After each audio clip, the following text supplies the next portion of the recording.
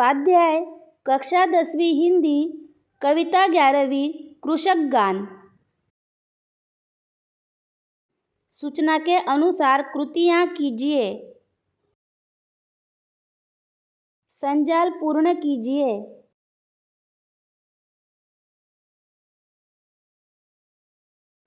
कवि की चाह।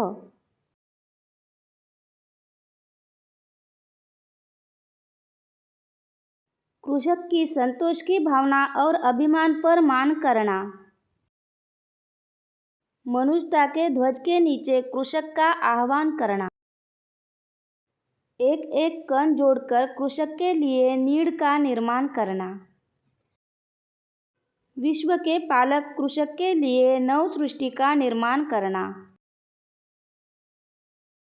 कृतियाँ पूर्ण कीजिए।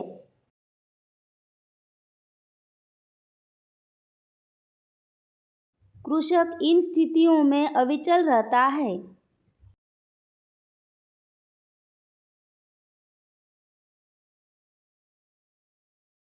पतझड़, धूप।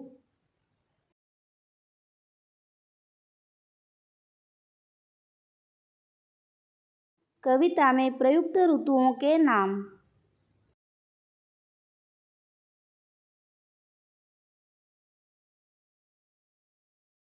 पतझड़, मधुमास।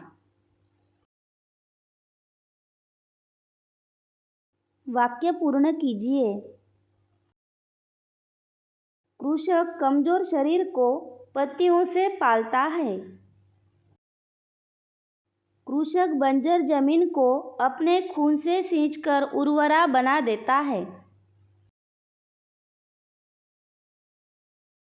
निम्नलिखित पंक्तियों में कवि के मन में कृषक के प्रति जागृत होने वाले भाव लिखिए।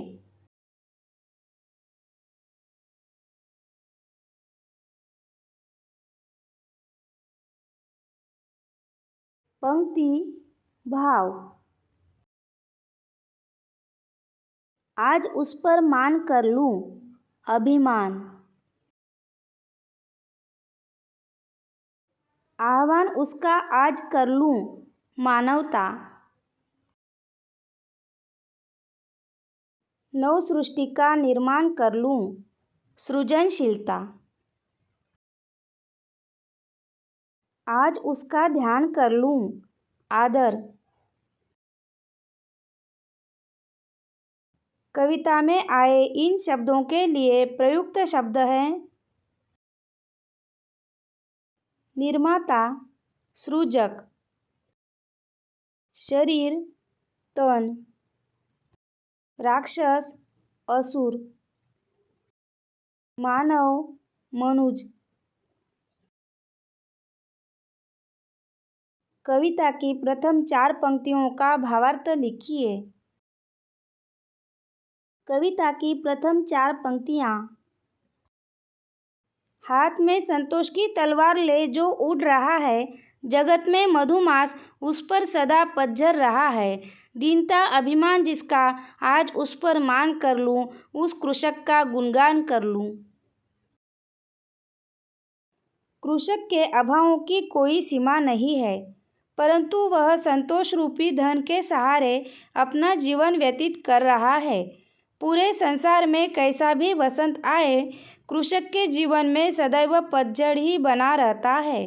अर्थात ऋतुएं बदलती हैं, लोगों की परिस्थितियां बदलती हैं, परंतु कृषक के भाग्य में अभाव ही अभाव है।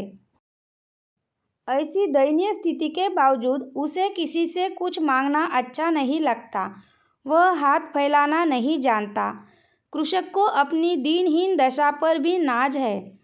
मैं ऐसे व्यक्ति पर अभिमान करना चाहता हूँ, कृषक के गीत गाना चाहता हूँ।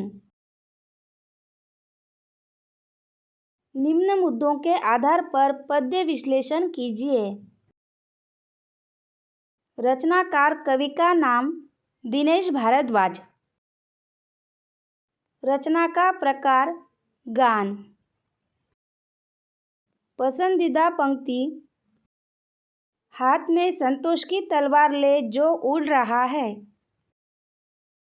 पसंदीदा होने का कारण कृषक के अभावों की कोई सीमा नहीं है, परंतु उसके पास संतोष रूपी धन है। रचना से प्राप्त प्रेरणा।